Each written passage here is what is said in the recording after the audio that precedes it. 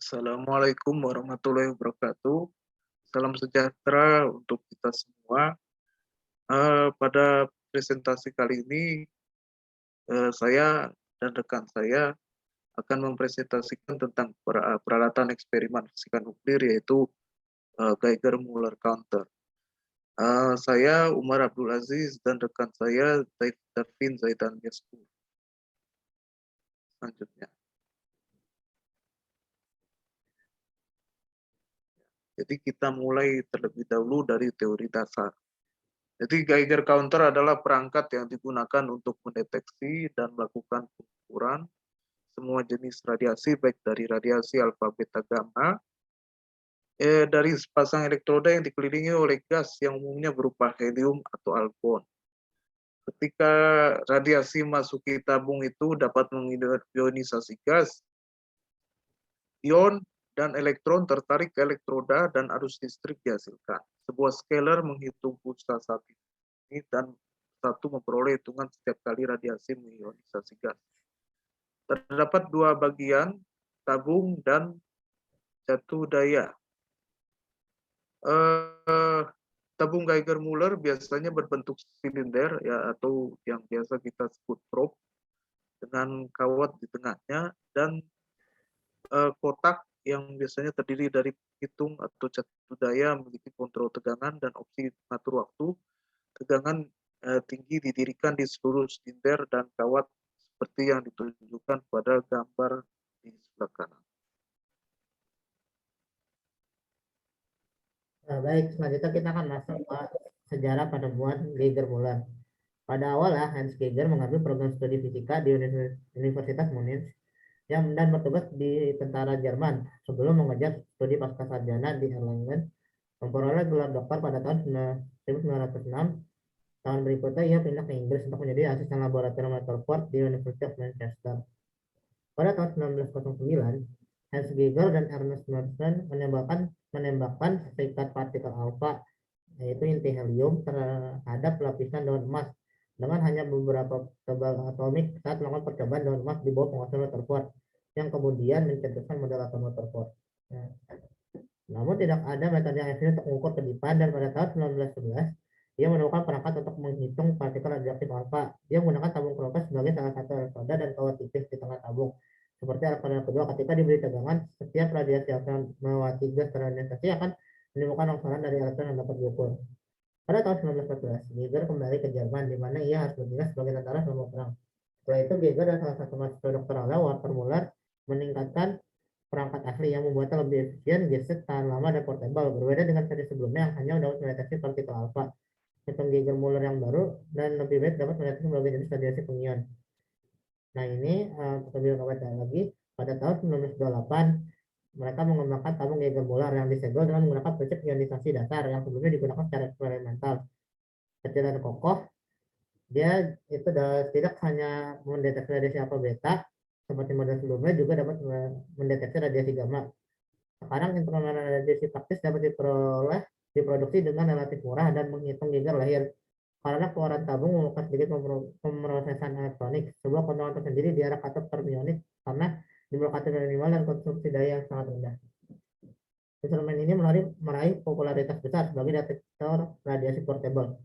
Versi modern dari penghitung Geiger menggunakan tabung halogen ditemukan pada tahun 1947 oleh Sidney Harrison, menggantikan tabung Geiger-Müller yang sebelumnya karena umur yang lebih lama dan tegangan operasi yang lebih rendah, biasanya 400 hingga 900 volt. 900 volt. Nah, ini di kanan dapat kita lihat gambarnya, gambar tabung Geiger-Müller awal yang dibuat pada tahun 1932 untuk penggunaan laboratorium.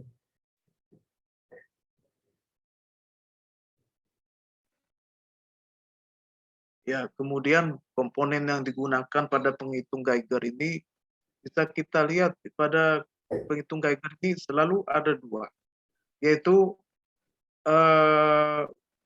display dari hitungan dan juga probe.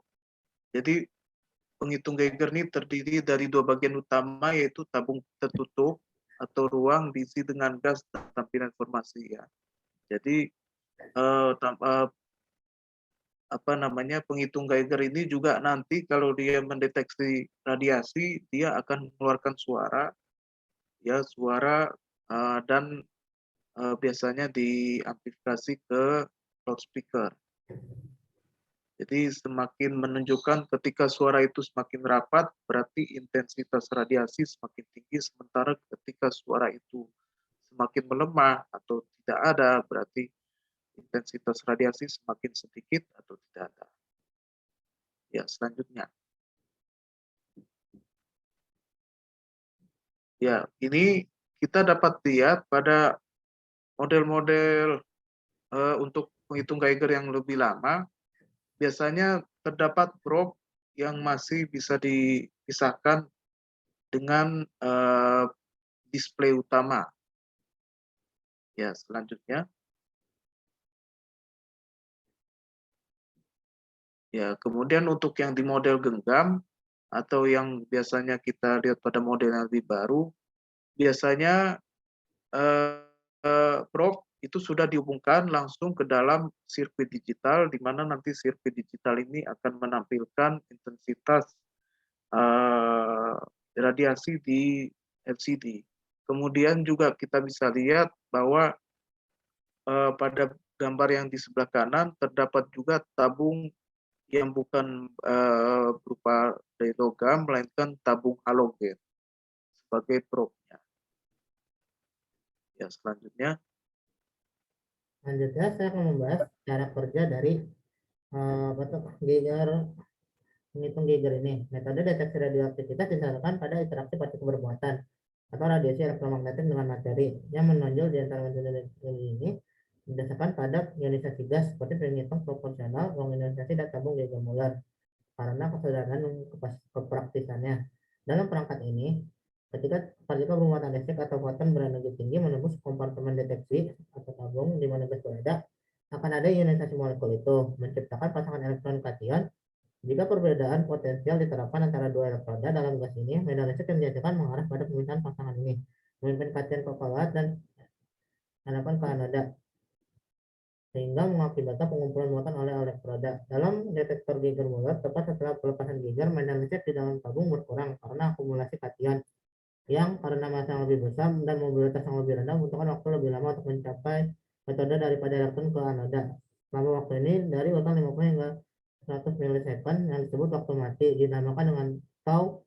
Jika peristiwa lain terjadi, denyut nadi baru tidak akan diamati karena peralihan gas akan dapat dicegah. Selain itu, jika selama migrasi kation medan listrik telah dikembalikan ke titik memungkinkan debit baru, tetapi tidak sepenuhnya rekompensasi ke nilai awal, pulsa baru akan memiliki amplitude yang lebih rendah dari pulsa awal dan mungkin tidak dihitung. Dengan demikian, waktu yang dibutuhkan untuk motor akan menghasilkan dua debit dengan intensitas yang sama, disebut waktu pemilihan yang ditambahkan dengan OR.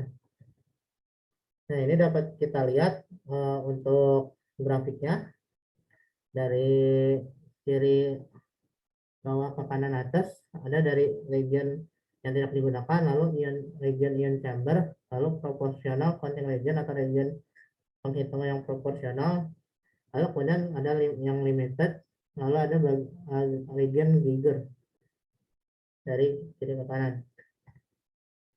Nah, ini selanjutnya untuk berikut merupakan hal yang akan terjadi ketika pencetak Geiger-Muller mendeteksi beberapa radiasi. Dimulai dari nomor 1, radiasi yang dilambangkan dengan bulatan biru tua bergerak secara acak di luar tabung detektor.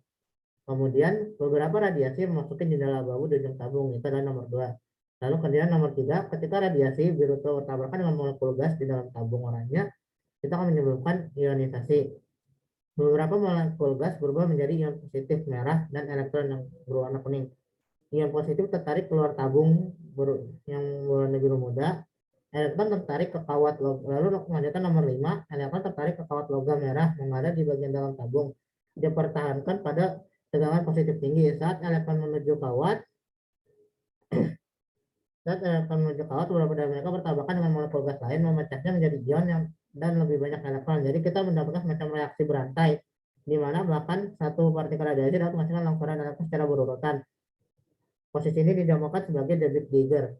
Kemudian nomor 6, banyak elektron melakukan perjalanan ke kawat membuat ledakan arus di sirkuit yang terhubung dengannya.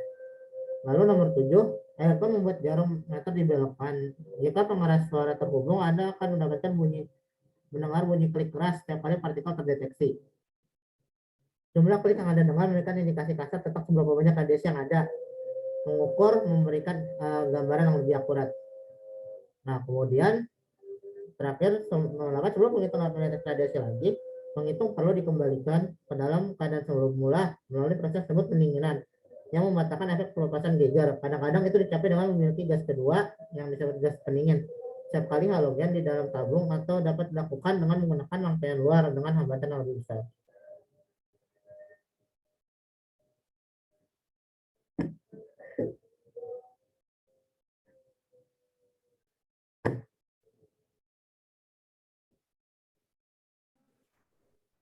Ya, jadi untuk penggunaan atau manfaat dari Geiger counter ini banyak sekali. Salah satunya itu untuk mengukur ya nuklir. Ya terutama setelah peristiwa Chernobyl itu di kota tersebut karena tingginya kadar radioaktif sehingga ketika ada yang ingin berkunjung ke sana harus mencari jejak dengan mencari kadar radioaktif yang terendah. Salah satunya adalah menggunakan eh, Geiger counter ini untuk mencari eh, tempat yang tidak terlalu banyak kontaminasi radioaktif.